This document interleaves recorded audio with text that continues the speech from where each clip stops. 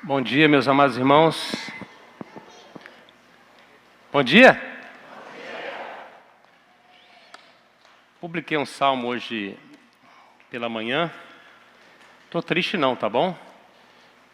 Minha esposa, mas você publicou um salmo de alma abatida? Não, é porque é o Salmo 43, tem a ver com o ano também, né?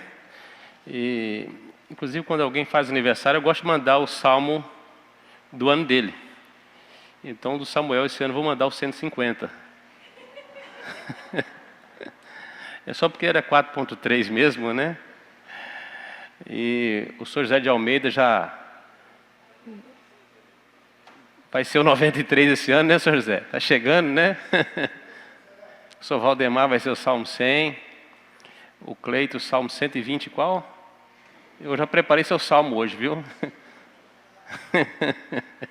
Então era por isso, viu? Dizem aí os grandes teólogos que os homens de Deus, as mulheres de Deus, esse povo que se alicerçou na palavra do Senhor, que tem uma vida repleta da graça, da direção, da bênção e da aprovação de Deus, eles enxergam o mundo a partir dos ombros dos gigantes. Gigantes como Abraão, como Moisés, como Jacó, como Davi, como Paulo, como Pedro. Então a visão desses crentes de mundo é esta. A cosmovisão deles é totalmente apurada, estão vendo por cima. É por isso que conseguem ver não apenas as circunstâncias que nos cercam, mas conseguem ver lá na frente aquilo que Deus já está realizando. Por isso, nós muitas vezes estamos vivendo do coitadismo, da mera situação, mas o reino de Deus nos chama para uma outra visão. Talvez você está vendo como o mundo está, ou como a sua vida está. Mas Jesus quer te mostrar como ela será. É a partir daí que nós corremos para lá. Nós já sabemos onde a meta de chegada está preparada para nós. Já vemos aquela fita de passagem. Já tem alguém nas mesas com a nossa medalha nos esperando. E é por isso que nós precisamos correr para lá. Mais do que vencedores nós já somos em Cristo Jesus. É assim que as Escrituras nos mostram. Então, se você tem vivido com aquele semblante de tristeza e às vezes falta de esperança, de expectativa na sua vida, é porque você está olhando somente esse contexto panorâmico do dia de hoje, talvez da situação que vive o seu casamento, a sua família, a sua cidade, o seu país, sejam as leituras dos jornais, que os jornais só mostram o que passou. É por isso que você precisa ler o livro que te lê, as Escrituras. Há um autor que dizia o seguinte: eu já li muitos livros, mas este é o único que me lê. E é aquele que não apenas que nos lê, mas consegue mudar, inclusive, a nossa cosmovisão do mundo. Para olharmos para aquilo que Deus certamente fará.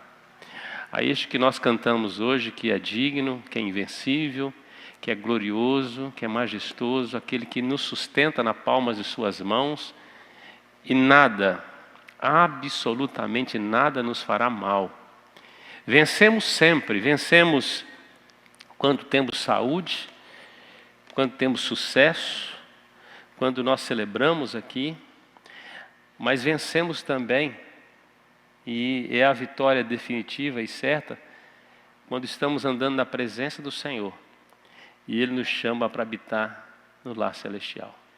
Assim nós somos consolados nesses dias, né? Nós somos fortalecidos, na certeza de que essa casa transitória, que o Salmo 90 registra, Moisés registrou, essa casa transitória, não dá para se comparar com aquilo que Deus já preparou para nós. Então que você possa sair do seu senso de um presente frustrado e correr para os braços daquele que tem preparado o melhor para mim e para a sua vida. Amém? Convido você a abrir sua Bíblia nesta manhã. A nossa temática do mês de maio está na tela aí. Famílias edificadas são famílias que edificam. E nós vamos trabalhar durante todo o mês de maio, aproveitando o mês que nós sempre tratamos das situações familiares. E eu convido você a abrir no Salmo 127, um salmo que nós conhecemos bastante, por isso eu queria que você lesse comigo. Este é um salmo do peregrino, é o salmo de quem foi à casa do Senhor para adorar. Vamos ler juntos? Se o Senhor não edificar a casa, em vão trabalham os que a edificam. Se o Senhor não guardar a cidade, em vão vigia a sentinela. Inútil vos será levantar de madrugada, repousar tarde, comer o pão que penosamente granjeastes. Aos seus amados ele o dá enquanto dormem. Herança do Senhor são os filhos, o fruto do ventre, seu galardão. Como flechas na mão do guerreiro, assim os filhos da mocidade.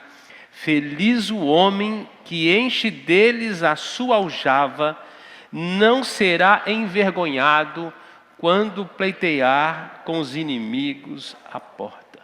Se o Senhor não edificar a casa, em vão trabalham os que a edificam. Senhor Deus, nós pedimos Tua bênção sobre Tua palavra. Abre o nosso coração, o nosso entendimento nesta manhã. E que nós possamos, ó Deus, de fato, sermos construídos, reconstruídos, edificados, alicerçados nesta palavra. Nos ajude, ó Deus. Precisamos, ó Pai, prevalecer, ó Deus, na nossa caminhada. E só faremos isso se tivermos a bênção do Senhor, a aprovação do Senhor, ó Pai, a edificação da Tua palavra. E nós oramos por isso em nome de Jesus. Amém.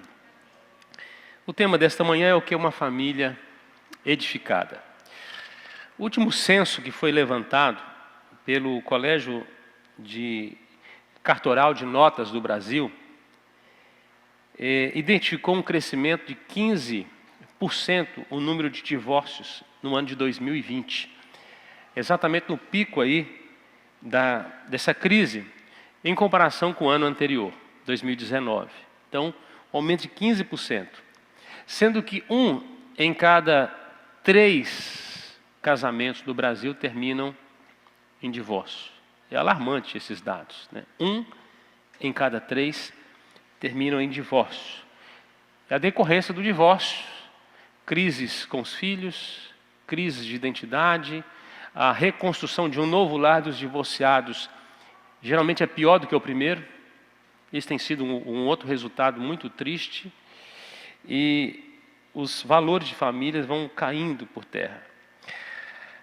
Em 2018, a ONU soltou uma pesquisa, na verdade um comparativo das últimas décadas, de que no Brasil os casais estavam tendo 1,8 filhos por casal. Essa é a taxa média, ou seja, nem 2 filhos por casal. Isso em 2018.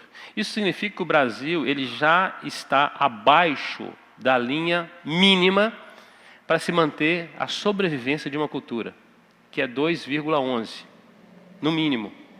Ou seja, se os casais têm menos de 2 filhos, alguma coisa, significa que eles já estão na contramão de manter-se uma cultura viva, saudável. Significa que a nação já começou a descer a ribanceira. A taxa de fecundidade nas últimas décadas, em 1960, no Brasil, cada casal tinha em média 6,3 filhos, em 1960. Já tinha televisão, tá, irmãos? Em 1970, 5,8. Em 1980, 4,3. Foi por ali que eu nasci. Meu pai, lá foi 5 filhos. Em 1991, 2,85. Já estávamos aí quase no limite. 2000, 2,5. E agora, em 2018, era 1,8. Devemos estar em torno de 1,5 neste momento no Brasil. E se nós considerarmos que esta crise agora levou um bocado de gente, tem levado, isso significa que a nossa média, ela se complica ainda mais. Em 2047, a população brasileira, e esse é o limite que se dá, ela vai começar a diminuir. Isso significa que vai ter muito imóvel começando a ficar vazio. E muitas regiões que foram ocupadas começam a se desocupar. E a cada ano será menor, enfraquecendo a sua força produtiva e a subsistência cultural. Em 2060, o Brasil será um país de idosos, onde mais de 25% da sua população estará aposentada. É um país quebrado, não tem condição de manter, até porque você não vai ter pelo menos 5 contribuintes para um aposentado, não terá. Se você considerar crianças, grupos de faixa produtiva, ou seja, se há uma preocupação, por exemplo, com a Previdência Social, e fez uma reforma, lá será muito mais alarmante, porque não terá como dar benefício àqueles que estiverem em 2060. Bom, todos os dias nós vemos aí os números crescendo, né? Milhares de divórcios, diminui o número de casamentos, diminui o número de filhos. E tem gente que a primeira coisa que faz quando casa é arrumar cachorro, gato, periquito, compra uma televisão já de 60 polegadas, ou seja, contramão de tudo isso.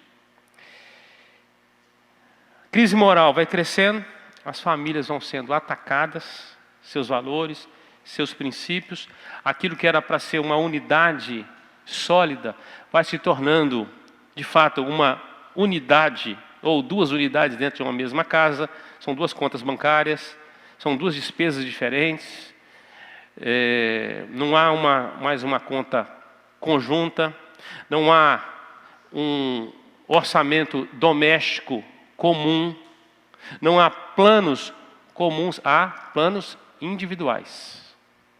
Então, muitos casais têm se unido em torno daquilo que é satisfatório para ele. É o sexo. Então, no que precisar, nós temos, pelo menos está dentro da lei. Para resolver alguma carência, ou para juntos competirmos no mercado, o casamento virou um negócio para muitos e não uma construção familiar. E com essa imensa secularização das famílias, principalmente as famílias cristãs, que estão se aculturando cada dia mais, ela vai se tornando cada vez mais fraca diante da situação da sociedade atual. O mundo vai ganhando força.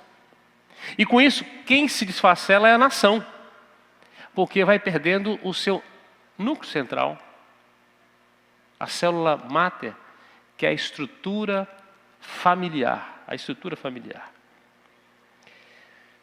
Como estará a família nas próximas décadas?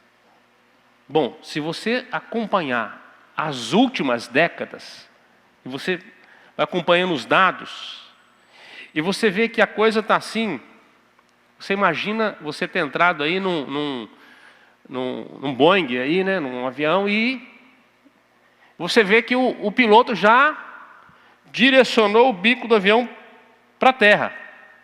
Ele perdeu a noção de horizonte. Ele não tem mais horizonte de cruzeiro, seu presbítero Cleito. Ele não tem esse horizonte dessa caminhada de que ele está fazendo um voo sobre o planeta. Na verdade, ele está confundindo a terra com o ar. E ele já colocou o avião na direção. Alguém vai ter que puxar o manche. Vai ter que vai ter que colocar potência e tomar novo voo. Do contrário, se nós olharmos os dados, eu desafio você a pesquisar essa semana, você pode ir lá no Senhor dos Burros, né, que a gente usa todo dia, né, e faz a pesquisa lá, você vai ver que é isso que tem acontecido. Se você vai olhando os gráficos, eles são terríveis. Por isso eu disse no início que a gente precisa, e o crente maduro, ele olha para o mundo com outra cosmovisão. Ele olha por cima dos ombros dos gigantes.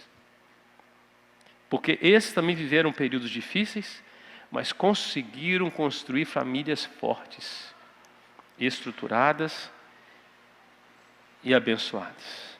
Então nós precisamos urgentemente de famílias bem edificadas, de famílias bem estruturadas, para que essas se tornem famílias edificantes. É uma reconstrução.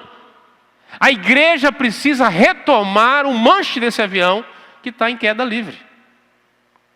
E não é no mundo, não, é dentro da igreja.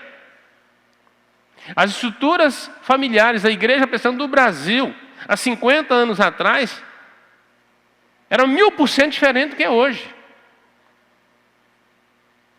Respeito o serviço doméstico, onde o marido, ele assumia a atividade espiritual, o sustento do lar e a moralidade do lar, ele conduzia o lar. Uma esposa submissa, filhos criados na demonstração do Senhor. E a gente olha não somente os retratos, mas se você ler as atas das nossas igrejas, nos últimos 70 anos, por exemplo, as famílias eram totalmente estruturadas. Mesmo que não tivesse os recursos que nós temos hoje, a abastança que nós temos hoje. Porque tinha a ver com a postura que se tinha em relação à família. É que se construía uma família para levá-la para mais perto de Jesus. E para em obediência à ordem de Deus. Eu quero antes apurar alguns termos. Por que nós estamos falando nesse mês de edificação de famílias? Primeiro, edificar. O que significa? Significa erguer. Significa levantar, construir algo. É um verbo transitivo direto. E, dependendo do contexto, pode ter muitos significados. Muitos. Mas sempre será uma ação de construir. Então, edificar sempre vai ser esta. Construir. Exemplo. Edificar um prédio. Está no contexto de obra civil, de construção. De erguer, de levantar. Edificar uma igreja se refere a fundar, instituir, criar, no sentido de dar forma. Edificar uma casa, uma família, nós lembramos os fundamentos, uma rocha, bons princípios, bons valores. Induzir ao crescimento através de virtudes bíblicas, virtudes morais sólidas. Instruções que nós encontramos na palavra de Deus. E a Bíblia está repleta de passagens que esse termo edificar tem contexto com a edificação da família. De edificar uns aos outros com dons, com valores. E é a partir das virtudes que surge então o contexto, ou o termo de edificação espiritual. Estou construindo algo que às vezes as pessoas não estão vendo, mas que vai tomar forma, vai se materializar no devido tempo. Então, ainda que as pessoas hoje não estão vendo o meu futuro, eu já vejo como um arquiteto que consegue ver a obra terminada e consegue fazer uma maquete quando ninguém via, só via um terreno, às vezes ainda complexo. Ele consegue ver um prédio pronto, ele consegue particionar, ele consegue mobiliar, ele consegue dar forma. Ele sabe o que está edificando.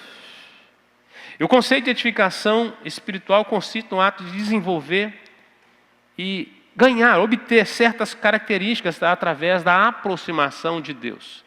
Quanto mais perto, quanto mais próximo o seu relacionamento com Deus, mais dessas características você vai recebendo. Quanto mais profundo é o seu relacionamento com o Eterno, mais das virtudes do Eterno você recebe, e assim o edifício vai se construindo de maneira mais sólida. Ser edificado espiritualmente significa interiorizar as qualidades no espírito. É começar a fazer essa arquitetura, é desenhar o prédio pronto em sua vida e começar agora a materializar ele dia após dia nessa construção. É exatamente, é isso mesmo que você está pensando. É o apartamento na planta. Você comprou, te deram um mapa. Já tomou posse, Bruno, lá? Graças a Deus, né? Mas antes você tinha comprado só tinha um papel, né? Mas de repente vai tomando forma. Os casaizinhos de novos aí, né? Ou quem estava namorando, começou a sonhar já com casamento. Aí começa a construir, começa a pensar como é que será no futuro. Serão quantos filhos? Vai ter cabelo liso ou cabelo enrolado, né? Como eles serão? Quais serão as escolhas que eles vão tomar? Que tamanho de famílias eles vão construir? Que profissão terão? A última EBF eu comecei a pôr a mão nas crianças aqui, pôr a mão em engenheiro. Comecei só a construir, entendeu? Engenheiro, arquiteto, advogado, médico, presidente da república. Aí eu falei assim, não posso eleger mais de 3, senão dá muita competição, né? Profeta, mestre. Os meninos ficam olhando, você põe a mão na cabeça, só profetizando, né? É porque tem muitos pais que põem a mão na cabeça e falam burro, né? Não é isso? Usam linguagem destrutiva, né? Não sonham com o crescimento dos filhos, não ora às vezes por eles. A expressão edificação relacionado à igreja significa desenvolver, fortalecer. Nós cremos que Jesus tem cumprido o que prometeu e certamente cumprirá, de que Ele edificaria a sua igreja. Mas Jesus nunca carregou um pedaço de tijolo, na verdade ele era carpinteiro, podia dar uma força na área das madeiras, né? Mas não nos prédios de concreto. Muito bem, mas ele disse que edificaria a sua igreja e que as portas do inferno não iriam prevalecer contra ela. E quando Jesus disse isso, o contexto que ele estava lá em Cesareia de Filipe era de um paganismo, de valores deturpados do reino, da verdadeira espiritualidade, do verdadeiro Deus. Ele disse que ele edificaria a sua igreja. Ele começou a juntar um povo e ele deu princípios para esse povo. Ele deu os evangelhos boa, nova, e a partir daí os apóstolos iniciaram a propagação de que esses seriam formados a partir de valores. Por isso, lá em Atos capítulo 2, versículo 42, diz que eles perseveravam na doutrina dos apóstolos. Eram valores dos quais eles estavam sendo construídos. Gente que tinha uma vida destruída no império das trevas, que agora estava sendo construído a partir dos valores do reino. E a edificação da igreja significa a propagação, a consolidação dessa família, ou dessa comunidade cristã. Então, edificar uma família tem a ver com construir de acordo com a vontade, preste atenção, de acordo com a vontade, de acordo com a bênção e de acordo com a aprovação de Deus. É assim que se edifica uma família. A partir da vontade, da bênção e da aprovação de Deus. E voltando para o texto que nós lemos, Salmo 127, eu não li por pretexto.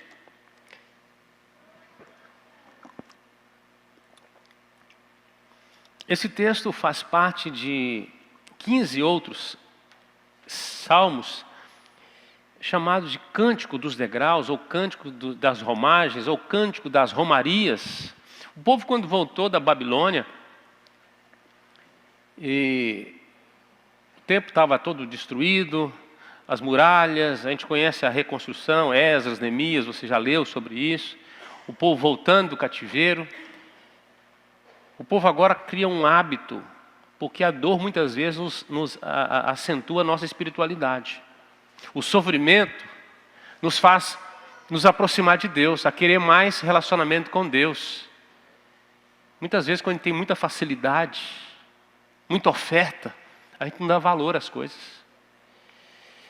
Mas quando esse povo foi desterrado, tirado da sua terra, foi humilhado em outra nação, quando eles voltam, eles querem voltar para o templo. Eles querem voltar para a sua religiosidade. Porque aquilo dava fundamento para a nação. Se você quer destruir uma nação, você tira a igreja dentro dela. Tira o seu senso de adoração. Tira o seu Deus. As pessoas ficam sem expectativas. E esses salmos, então, eles foram escritos, alguns anteriormente, outros pós-exílio. E eles eram cantados, entoados. Eles eram também falados uns aos outros nas subidas dos degraus. 15 degraus que havia numa lateral do templo.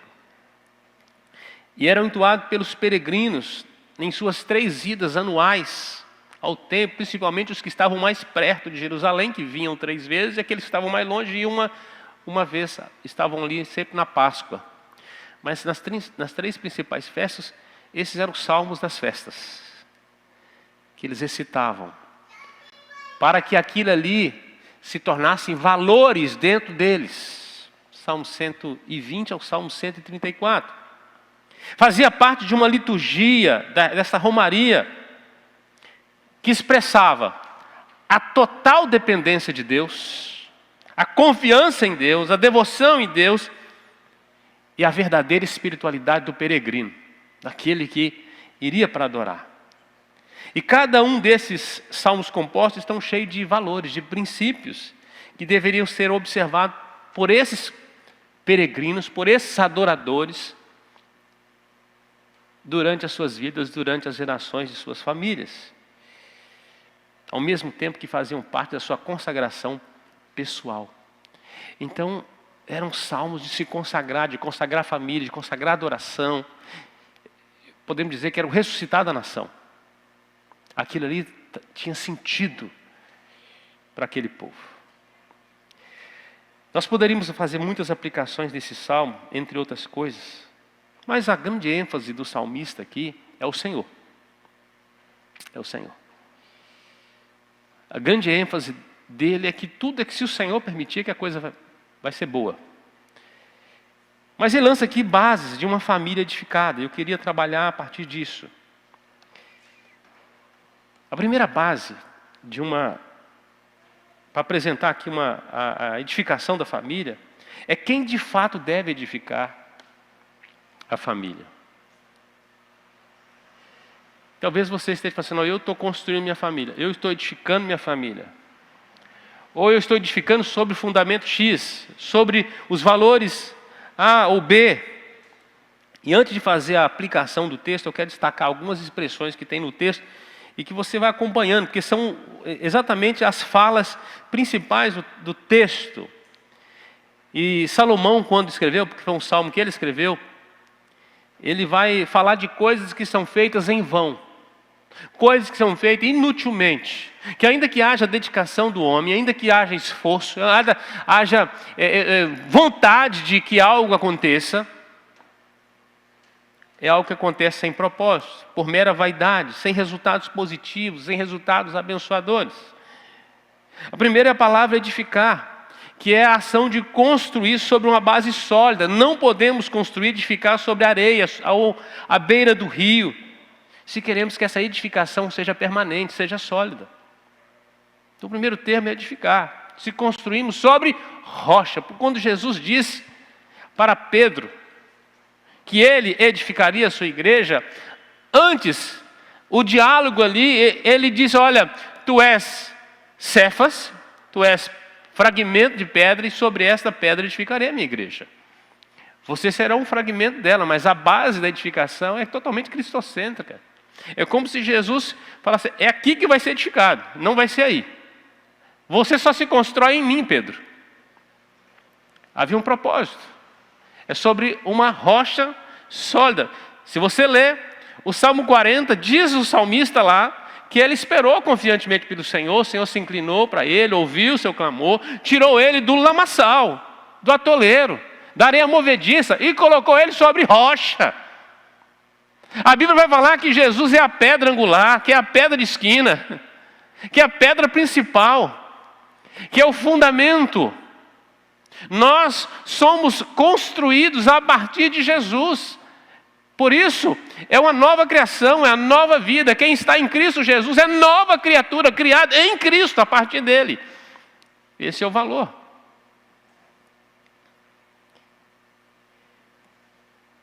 Segundo termo que ele utiliza aqui é trabalhar. Então, primeiro, edificar. Algo que era feito em vão se não era feito na pessoa certa. Quem de fato deve edificar? Segundo, trabalhar. É o que se faz para que a edificação possa acontecer. São as mãos dedicando seus dons e talentos para que esse serviço e esse edifício ganhem forma. Também, dependendo em quem você está fazendo, é em vão. Seja edificar, seja trabalhar. Ele diz mais, guardar, vigiar. São termos semelhantes aqui. Ele utiliza 2 vezes aqui para falar sobre a cidade. Sobre o sentinela. Guardar e vigiar é a garantia de que aquilo que foi ou está sendo edificado estará protegido. Não será tomado por uma ação maligna externa. É proteger de ataques enquanto se edifica ou depois que está edificado. É construir bases. Se o Senhor não edificar, isso também será em vão. Guardar será em vão. Trabalhar será em vão. Levantar de madrugada e repousar tarde. Fala do esforço humano, da diligência, para que aquilo que se deve edificar, seja edificado o mais breve possível, da melhor maneira possível, focado no objetivo proposto, levantar a construção, colocar a casa de pé. Isso tem a ver com essa diligência. Levantar de madrugada, repousar à tarde, estender o seu dia para que ele seja o maior possível, para você aproveitar o máximo possível naquele dia. E você quer aproveitar para fazer uma grande obra naquele dia. Isso também será em vão, se o Senhor não edificar. Ele diz mais, comer o pão que penosamente granjeaste, o pão penoso, o pão ganho com o trabalho suado, árduo, com muito sofrimento.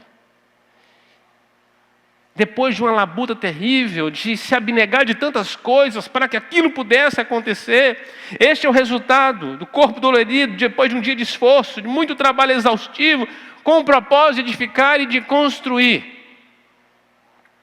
Aí eu vou fazer a aplicação. Todas essas coisas são importantes. Edificar, trabalhar, guardar, vigiar, aproveitar melhor o seu dia. Fazer um carpe diem aí, né? Aproveitar melhor o seu dia. Tudo isso. Levantar de madrugada, dormir tarde. E comer o pão de um trabalho duro e suado. Mas tudo isso pode perder o seu significado, seu propósito, se forem feitos sem a dependência de Deus.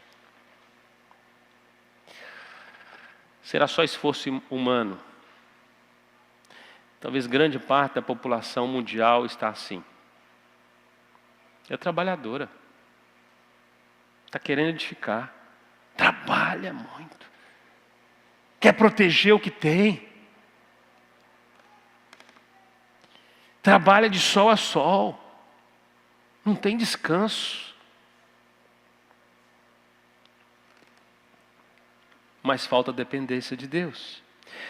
E o verso 1 e 2 vai mostrar exatamente isso. Uma vida de dependência do Senhor. Se o Senhor não edificar, trabalhar, guardar, vigiar, estender o prazo de tempo, não terá sentido. A total dependência do homem de Deus está ilustrada nas referências bíblicas quanto à diligência humana. Tudo o que você faz, quer comais, quer bebais, façais tudo para a glória de Deus. Há um foco, há um centro. Você faz as coisas porque tem um propósito. Porque tem alguém que te sustenta. É por isso que você vai dizer, como o Tiago ensina, se o Senhor quiser. Se o Senhor, como Caleb, se o Senhor se agradar de nós.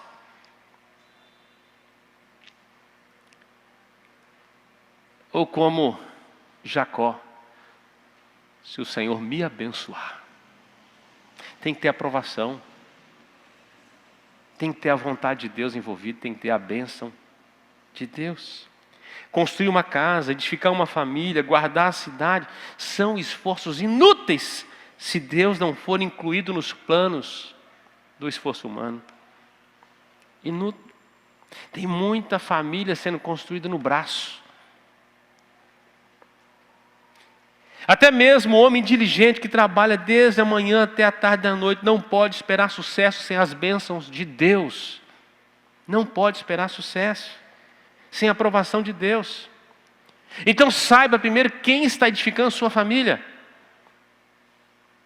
Quem é que está construindo seu lar? Faça tudo na dependência de Deus, sempre buscando a orientação de Deus, sempre buscando a bênção de Deus, sempre buscando a aprovação de Deus. E aí eu aproveito uma frase de retórica: faça tudo como se dependesse de você. Mas creia que tudo depende de Deus. Por isso obedeça à direção que Deus dá na sua palavra. Então aquilo que você precisa fazer, faça com toda a sua força. Aí vem o texto de Eclesiastes 9:10. Tudo que tiver a mão para fazer, faz conforme as tuas forças. Não é conforme a força do outro, é aquilo que Deus tem te dado. A sua porção é esse tempo, é esta vida. Então dedique-se para edificar.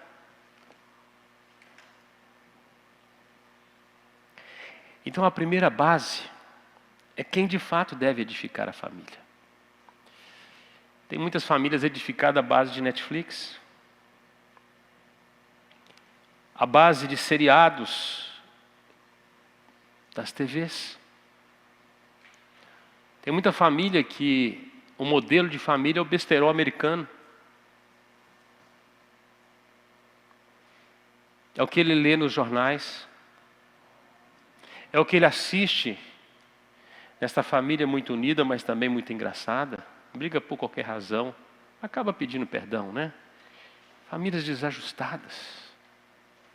Edificadas a partir dos padrões das telenovelas das últimas décadas. Novela só tem um propósito. E quem escreve ela e quem grava só tem um propósito: destruir valores dentro de uma sociedade. E o crente maduro liga a televisão e fala assim: me ensina como eu destruo o meu lar. Como eu desagrado a Deus. E passa a beber aquele lixo. Um dia aquele lixo você vai ter que conviver com ele, que você vai nutrindo. Ah, mas tem uma novela que foi boa. Qual, meu irmão? Me dá uma aí. Que tem respaldo de pelo menos uma letra das Escrituras. Não tem, mas é o padrão brasileiro. Onde a gente vê, não é famílias ímpias, não, a gente vê famílias cristãs torcendo pelo divórcio lá, porque o sujeito quer ficar com a outra. Lá, nos últimos 40 anos, eles implantaram, dentro da nossa cultura, implantaram feminismo de maneira abundante. As mulheres não são submissas mais aos maridos. Implantaram o machismo também, da violência lá. Porque se você faz isso, você destrói, põe os dois em briga. Implantaram o outro sexo que não está autorizado nas Escrituras, o homossexualismo abundante, de todas as formas. E nas próximas o bestialismo será implantado, com certeza. Implantou que o casamento ele é superficial, que que o importante é você ser feliz. Implantou lá que você não precisa ter muitos filhos. Na verdade, o importante é fazer muito sexo. Mas use camisinha. Se der errado, aborte. Quantos temas defendendo o aborto? E foram patrocinados, não pelos ímpios, por nós, meus irmãos. Crentes, presbiterianos. Porque é muito fácil falar do mundo. O mundo está nas trevas, eles não têm condição de reagir. Muitos de nós são patrocinados por nós. Edificamos famílias assim, Cleito. Aí quando a gente começa a ver, tem que tratar de tantas mutações dentro da igreja brasileira. Mas o mundo! A oração de Jesus por nós não era que nos tirasse do mundo. É para tirar o mundo da gente. Mas se a gente vai bebendo tudo que tem do mundo, a gente vai se tornando a cultura do mundo. A gente quer construir como? Quem está edificando? Amados, nós precisamos ir para o nosso banheiro, onde tem um espelho grande, e pregar esse sermão para nós. Pregar com o dedo em riste, dizendo: arrepende-te, reconstrua sua família, retome os valores, edifique seu lar. Lembre-se que se não for o Senhor, tudo o restante é inútil. Mas é o que está aí, sendo ofertado. Vem sempre com a cara bonita, sempre tem um romance, tem uma história para você torcer. Mas o valor que estava ali está sendo destruído.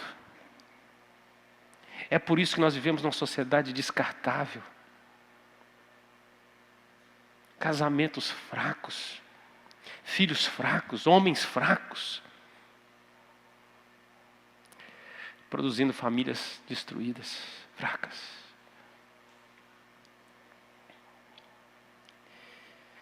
A segunda base vai do verso 3 ao verso 5, apresentada aqui para edificar a família. É qual o propósito da edificação da família? Se o primeiro é quem deve edificar. Quem é que deve edificar a família, meus irmãos? Oi? Quem deve? Entenderam? Quem? Não estou falando sozinho. Quem?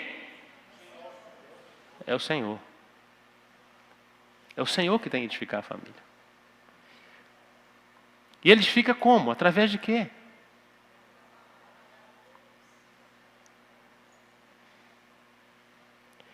Como é que a gente tem que tomar as decisões sobre as nossas famílias?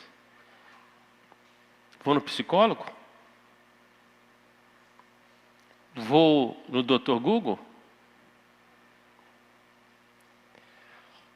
Ou eu vou aos pés da cruz? Eu disse no início que um homem ou mulher de Deus precisa olhar para o mundo a partir dos ombros dos gigantes.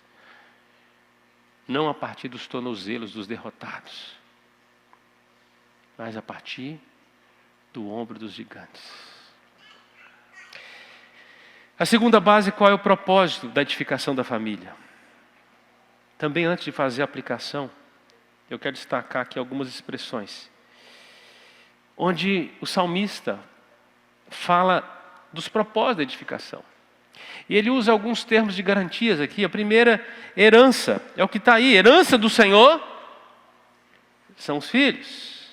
O termo herança, como um bem que é transmitido de uma geração para outra, ou de um indivíduo a outro, pode ser atribuído em muitas situações. A primeira é a herança cultural ou social. São as características, são os traços de um grupo social, de uma cultura, de uma classe, que são transmitidas aos seus descendentes, como tradições, histórias, língua, ideias, culinária mineira, culinária caiçara. Se você for no Paraná, você tem que comer o barreado. Se for em Minas, você tem que comer uma feijoada. Mas se vir em São Vicente, Tem Vicentino aí? Qual que é o prato principal? Não tem? Oi?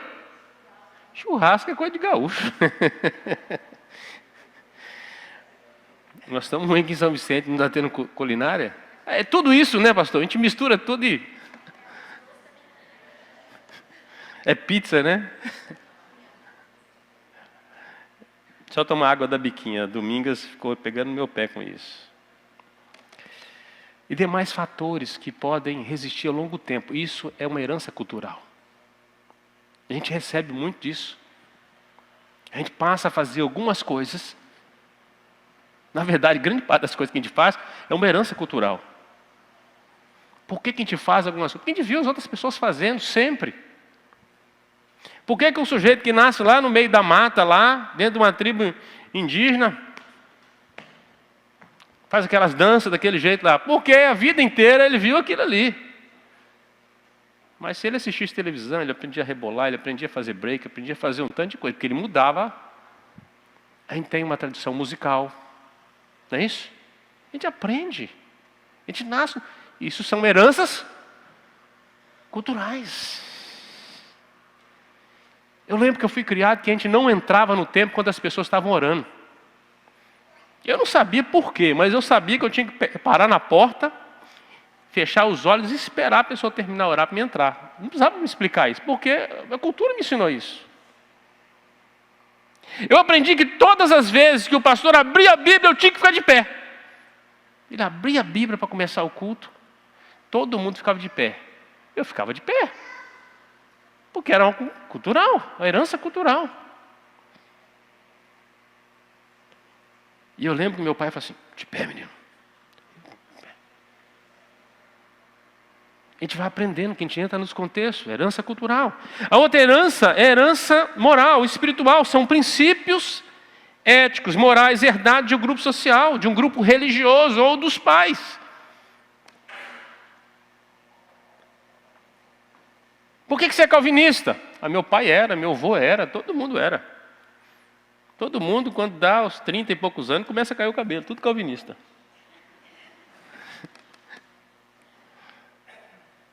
Não deu tempo para questionar ainda, mas ele recebeu princípios. Aos 12 anos de idade, o menino em Israel, ele tinha que conhecer a lei e ele assumiu uma postura social. Ele tinha que defender a sua nação, ele tinha que defender a lei e a família já, aos 12 anos de idade. Ele ia ao templo, que agora ele estava autorizado a falar. Ele estava autorizado a se expressar, porque ele foi conduzido dentro de casa. Ele sabia, ouve Israel, o Senhor é o único Deus. Pronto. Que não existe outro Deus. Ele aprendeu isso dentro de casa. Ele perguntava para o pai, por que todo ano o cordeirinho morre? Não é o coelho que morre, não tem ovo de Páscoa, mas tem cordeiro. Por quê? Por que a gente come erva amarga todo ano? 7 dias comendo erva amarga. Você já leu Deuteronômio 6? Herança ali era moral. E herança biológica. São os traços que nós herdamos, DNA. Cor da pele, dos olhos, porte físico. Já falei com meus filhos, pode ficar atento que vocês vão ficar sem cabelo um dia também. Ri enquanto vocês podem, né? Vai chegar uma hora que... É isso assim, tem muito tempo, ainda vai ter tratamento na... Herança biológica. Por que você parece tanto com os seus pais? E muitas vezes até os seus tiques. De vez em quando eu escuto lá em casa. Paulo, por que me persegue? Eu disse, não, amor. Diz quanto dizer que eu pareço com meu pai. Fico bravo igual ele. Você recebeu esses traços dos seus pais. E a herança jurídica, são os bens, o patrimônio deixado pelos pais, pessoas consanguíneas, casas, carros, objetos, valores. Tudo isso são heranças. Mas quando a Bíblia fala de herança, ela diz que herança são os filhos. Totalmente. Porque a estrutura familiar para Deus é extremamente essencial e importante. O segundo termo, o termo galardão. Galardão significa recompensa por serviços relevantes que foram prestados. É uma espécie de prêmio. É uma distinção pela realização de algum trabalho. Por isso, quem serve bem a Deus nesse mundo, o servirá melhor na glória. E a distinção, sim, a hierarquia no céu sempre vai existir. Por isso existe, só tem um lugar que você não tem como ocupar. Tem uma cadeira que está sempre ocupada lá. Mas no céu há hierarquia. Por isso há anjos, arcanjos, querubins, serafins. Por isso, também, aqueles que servem a Deus aqui, que se dedicam mais, se consagram mais, receberão maiores porções. Deus não é injusto dentro da graça, Ele ainda recompensa. É por isso que existe esse termo nas Escrituras. Na Bíblia há diversas passagens falando de galardão. Mateus 5,12, Jesus diz: alegrai-vos e exultai, porque grande é o vosso galardão nos céus. De quem que é grande? De quem foi perseguido por causa do Evangelho. Em Coríntios 3,8, Paulo diz: ora, uma coisa é o que planta e outro que rega, e cada um vai receber a sua porção, seu galardão, segundo o seu trabalho. O terceiro termo é flecha, haste em cuja extremidade de ferro há uma ponta triangular, chanfrado na base, que se arremessa por meio de um arco. O objetivo é matar. A flecha é para isso, é para atacar morte. Ela penetra com facilidade, mas ela sai rasgando. Então, se alguém receber uma flechada, tem que cortar a ponta e puxar, senão não sai daquele jeito, né? Sai estripando. Era uma arma. Flechas eram munições utilizadas. Munições para a caça e para a guerra. Munições. E a aljava cheia era bolso, estojo onde guardavam as flechas. Então aquele que deveria sair para a guerra deveria andar com a aljava cheia de flechas pontiagudas, prontos para a caça ou para a guerra. Um outro termo, não ser envergonhado, ser humilhado, desapontado, perder a razão e os bens. Outro, pleitear, conversar com os inimigos, enfrentar os inimigos na justiça ou ao ser ameaçados. Esses são os termos do versículo 3, 4 e 5. Aplicação. O Deus que edifica é também o que faz a família ser honrada e ser feliz.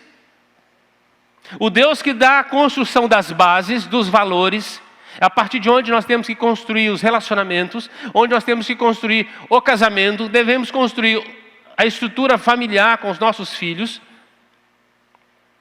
É também aquele que honra a família e faz feliz. A maior herança é aquela que vem de Deus, a maior recompensa é a que Deus pode dar.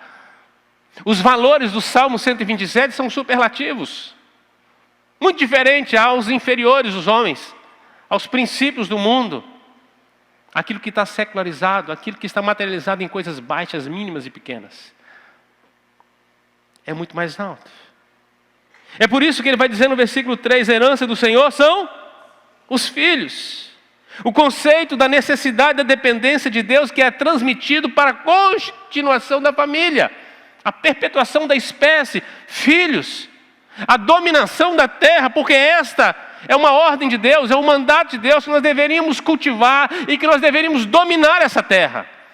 Por isso, Deus falou assim: crescei, multiplicai e sujeitai a terra, dominai sobre os peixes, sobre os animais, sobre tudo que foi criado. Essa ordem Deus não riscou ela até hoje. Ele continua ainda cobrando de nós. Crescer e se multiplicar. E a nossa espécie só se multiplica pela geração de filhos. A maior herança que deixamos nesse mundo são filhos discipulados e crentes em Jesus. Essa é a maior herança que você pode deixar aqui. Tem muitos pais que perderam seus filhos pelo caminho. Não vão deixar herança nenhuma. Às vezes vão deixar um tanto de patrimônio, mas não deixa herança nenhuma. Na verdade, deixou um problema. Porque dinheiro na mão de gente ímpia, de gente com o coração travestido, que está adorando o Deus Mamon e não o Deus vivo verdadeiro, é problema. É problema.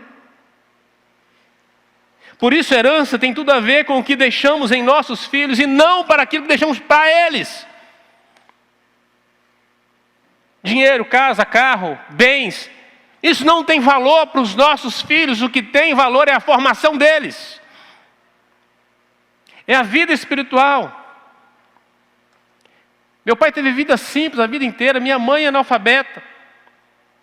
Mas deixou o evangelho em todos os filhos, a maior herança. A gratidão que a gente tem no coração, porque criaram os filhos com muita dificuldade, mas criaram no evangelho. Deixou o evangelho, deixou um óculos para ler o mundo, e a gente lê o mundo através desses óculos, todos os filhos em Cristo Jesus. Eu falo com meus pais que eles podem hoje morrer tranquilos e felizes, cumpriram uma missão. Poderiam ter feito melhores, cada um luta ao seu tempo, com as armas que tem. E cada um responde pelas escolhas que fez. Oportunidades que foram lhe dadas. Nossos filhos precisam chegar ao ponto de dizer: Deus de Abraão, Deus de Isaac, Deus de Jacó, Deus do meu pai, o meu Deus, o meu Deus. Isso é uma herança. Isso é uma herança. Ver os nossos filhos tomando uma decisão com Jesus, de assumir sua posição no reino, de andar agora em princípios da palavra do Senhor, princípios inegociáveis. Isso é valor, isso é herança. Cuidado com a herança que você está deixando para os seus filhos. Ao invés de deixar a herança neles, se os seus filhos não estão no evangelho, você perdeu. Entregou a herança errada. Ore, trabalhe, ainda há tempo. Troque essa herança. Se você terminar o fim da sua vida pagando aluguel, não tendo nada mais para deixar, a não ser um par de sandálias, mas se você tiver deixado Jesus neles, eles podem conquistar o mundo com aquilo. É tudo que eles precisam. Tudo que eles precisam. É lógico que você pode acrescentar muitas outras coisas, mas você não pode tirar o essencial, porque se constrói uma família a partir de uma rocha, e é Jesus. Se os nossos filhos não amam ao Senhor Jesus Cristo, não adoram o Deus vivo e verdadeiro, não temem o Senhor, não andam nos mesmos princípios, você fracassou na sua missão, porque o propósito de Deus quanto a herança era esta. Herança do Senhor são os filhos. São os filhos.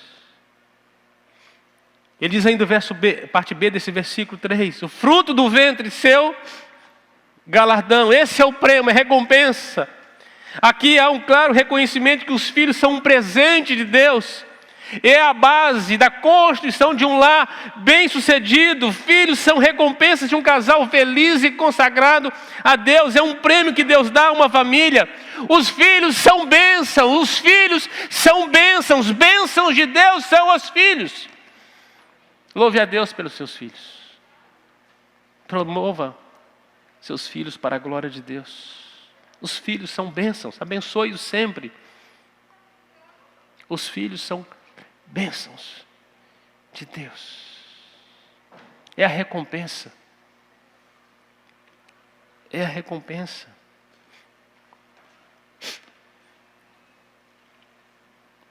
E diz o salmista ainda, como flechas na mão do guerreiro, Deus adestra as famílias para enfrentar as adversidades através dos filhos. Tem gente não querendo ter filhos, dizendo assim, esse mundo é muito difícil. Esse mundo é muito mau. Você acha que não era na época de Jesus? Você acha que não era na época dos nossos pais? O mundo sempre vai nos odiar. É por isso que quem edifica não somos nós, quem edifica é o Senhor. Quem guarda é Ele, porque em vão você vai trabalhar, você será um sentinela fracassado, se o Senhor não guardar seus filhos. Tem gente dizendo, eu não vou ter filhos porque esse mundo é muito difícil de criar. Você acha que era fácil criar 21?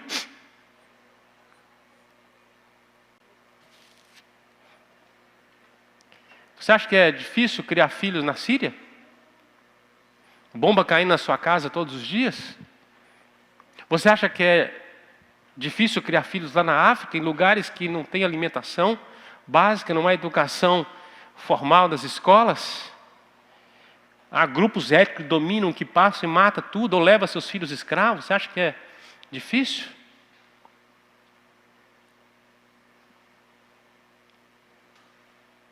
Nós estamos vivendo uma sociedade de mimizeiros, meus irmãos. Medo de tudo. Conforme Paulo disse aos Gálatas, quem vos fascinou? Quem pregou uma verdade para vocês que não é verdade?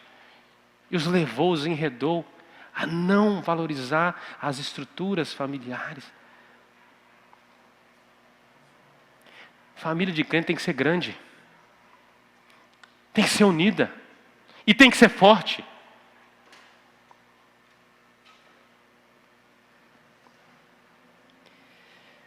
Os filhos são como munições da guerra.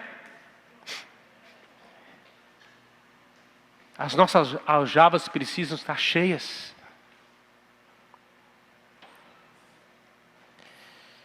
Tem gente que vai procurar, não tem nenhuma flecha, Samuel, e aí? E flecha você não lança de maneira reta, sempre você usa o peso da lança. Então você tem que lançar para cima, porque é para o Senhor que você lança. E eles são como flechas. Como flechas. Quando a Bíblia fala da palavra flecha, em vários lugares, sempre fala no contexto de vitória, de avanço. Quem tem a flecha, comanda o mundo. Define quem vive e quem morre. Define os avanços. Por isso, dentro do contexto judaico, não ter filhos ou poucos filhos era praticamente maldição. Era humilhante. As tribos mais fortes, aquelas que se multiplicavam mais,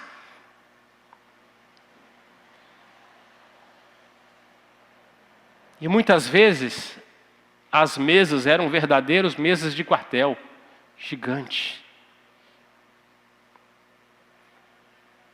Não era como muita gente falando assim, hoje se matar uma rolinha dá para o almoço. Não. Falou, filho, vai lá e mata 2 novilhozinhos hoje para o almoço. Mas se entrasse numa guerra, o sujeito tinha um exército só dentro de casa. Só dentro de casa ele já tinha um exército. Ele tinha como enfrentar as outras estruturas, porque uma família alicerçada na palavra e grande, ela é poderosa. Ela é poderosa no impacto, no testemunho, no consolo, na hora das crises, em alto sustento, porque é uma família que se ajuda. Porque se tem uma estrutura que de repente ela se move para dentro, em proteção, é a família. Todo mundo pode estar brigando, onde deixou meu chinelo, outro mexeu no meu celular, mas mexe com um, todo mundo na hora, opa, cá, aqui ninguém tasca não. A família se protege.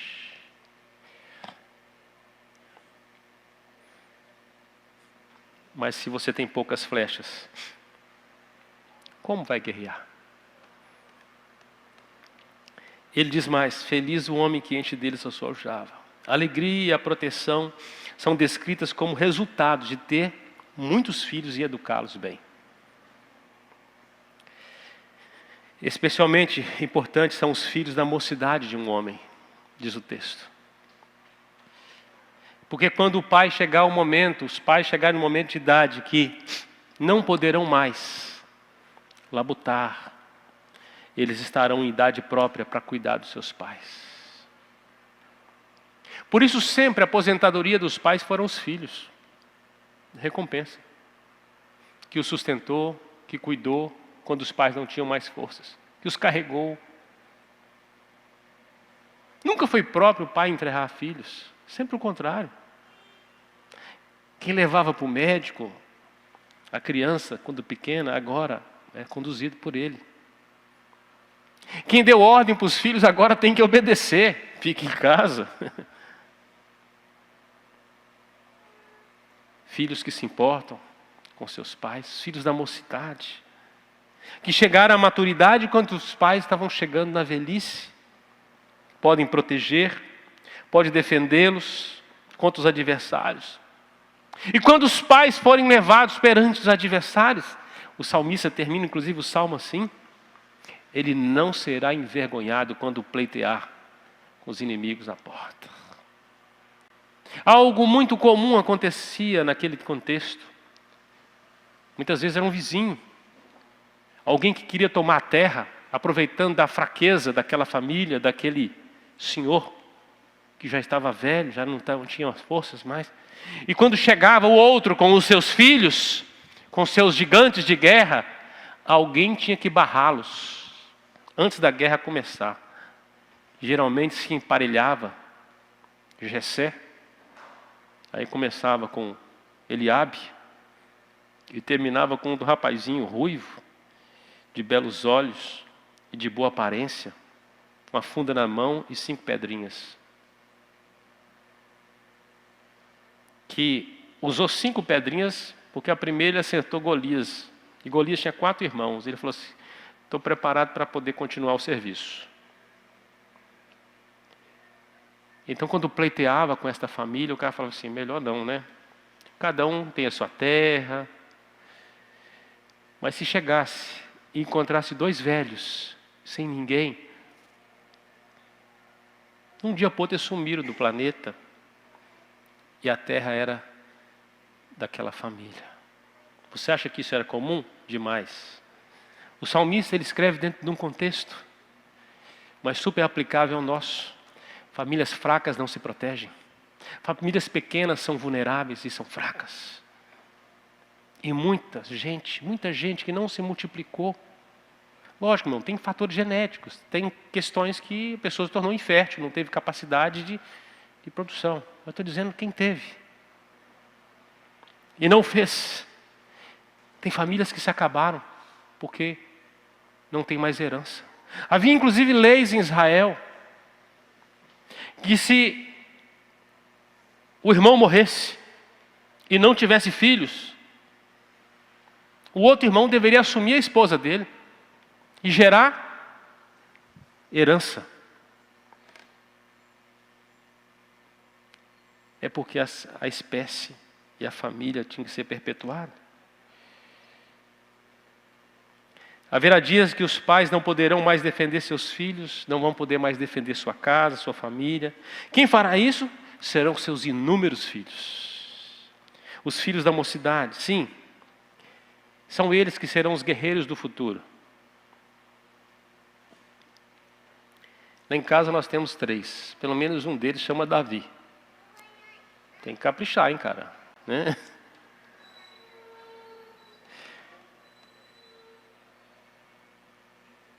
Esses serão os guerreiros do futuro. Por isso entenda, filhos são bênçãos. Não são despesas, são investimentos. Antes da guerra você treina a tropa. Tem que preparar a tropa bem. E muitas vezes, depois de preparados, a gente começa a enviar eles como embaixadores para construir suas famílias e dominar em outras regiões. É o império crescendo. É a família se fortalecendo. Por isso, quando você encontrar com uma família grande, aplauda-os, elogie-os, abençoe-os. Tem gente que obedeceu sem saber e fez da sua família uma fortaleza. Deus tem propósito de famílias fortes e grandes e fortes. Mas nós vivemos, dizem que os casais têm se amoldado ao mundo, dando mais voz à cultura deste mundo do que às escrituras sagradas. Por isso as famílias são cada dia mais fracas, há menos casamentos, há filhos que não são discipulados por seus pais, e há uma geração que não vai conhecer o Senhor, se a outra não ensinar. Quando a gente não discipula os nossos filhos os caminhos do Senhor. Muitos pais na velhice precisam visitá-los numa igreja chamada penitenciária, ou nas lembranças do cemitério. É o que acontece. Mas muitos pais que discipularam, talvez não vão os visitar, mas verão ele sendo visitado nas páginas da história. Como Susana Wesley, que orou pelos seus filhos. E hoje nós visitamos, em vários hinos que nós cantamos, de um dos filhos. Ou na história dos avivamentos, os 40.000 sermões pregados a cavalo de John Wesley. Os muitos filhos que a família teve, e um deles veio para o Brasil e plantou a Igreja Presbiteriana do Brasil, da família Simon.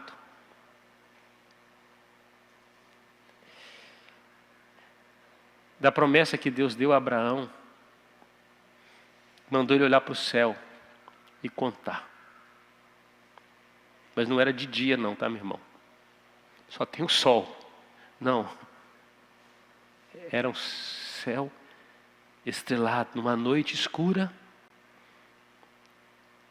num lugar sem outros reflexos de luz, para você ver somente aquilo que estava ali.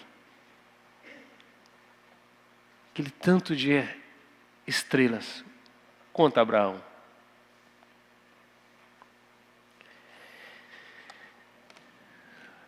E eu concluo, meus irmãos, quando é o Senhor quem edifica a família, tudo o que essa família faz é bem sucedido. E assim trabalhar, edificar, guardar, vigiar, prover, serão respostas à direção dadas de Deus. Quando o Senhor edifica, o propósito será famílias fortes e felizes. Deus quer dar fertilidade, Deus quer dar herança, recompensa e honra. Vamos orar pelas nossas famílias, meus irmãos. Eu convido você a baixar sua fronte nesta manhã. Colocar a sua família diante do Senhor. Não sei como é que está a sua família. Mas eu creio num Deus que pode mudar tudo. Por isso, Ele quer que você olhe para o mundo a partir dos ombros dos gigantes da fé, dos grandes exemplos das Escrituras. Aí você vai ver coisas grandes. Não é para você olhar pelos tornozelos dos fracassados, e nem da cultura, é para você olhar através dos gigantes. Senhor, nós colocamos, ó Deus, as nossas famílias diante do Senhor. Esses são os princípios da Tua Palavra. Queremos ser famílias edificadas. Queremos ser famílias edificantes, ó Deus. Pai, que o Senhor possa nos perdoar todas as vezes que erramos. Erramos em não edificar as nossas famílias na total dependência do Senhor. Quando nós trabalhamos, queremos guardar, queremos vigiar, nos afadigamos de sol a sol, comemos um pão duro, um trabalho tão forçado, muitos pais estão tão ausentes de casa, correndo, querendo garantir a subsistência e perdem o relacionamento com os filhos, com a família, e quando vai ver, oh Deus, são estranhos no ninho. Estranhos. Quantos de nós temos falhado assim? Quantos de nós estamos preocupados, oh Deus, em deixar um patrimônio para a nossa família, para os nossos filhos, quando deveríamos deixar neles a mesma fé, o mesmo amor, a dedicação ao Senhor, um coração quebrantado, um homem submisso à vontade de Deus, um homem totalmente dependente do Senhor. Ó Deus, quantas vezes os nossos propósitos estão desalinhados do propósito do Senhor. Peço Tua misericórdia nesta manhã, perdoando-nos e curando-nos em nome de Jesus. Que a Tua palavra que não volta vazia, a Tua palavra que é a espada do Espírito, possa, nesta manhã, prevalecer sobre a cultura, sobre a aculturação, sobre os nossos pecados, sobre as nossas fragilidades, sobre as nossas percepções, e prevalecendo sobre nós, ela possa nos edificar e nos levar a decisões. Hoje, Senhor, decisões. Eu e meus irmãos aqui decisões sólidas sobre para onde vamos conduzir as nossas famílias. Fortalece a tua noiva, Pai. Oramos em nome de Jesus.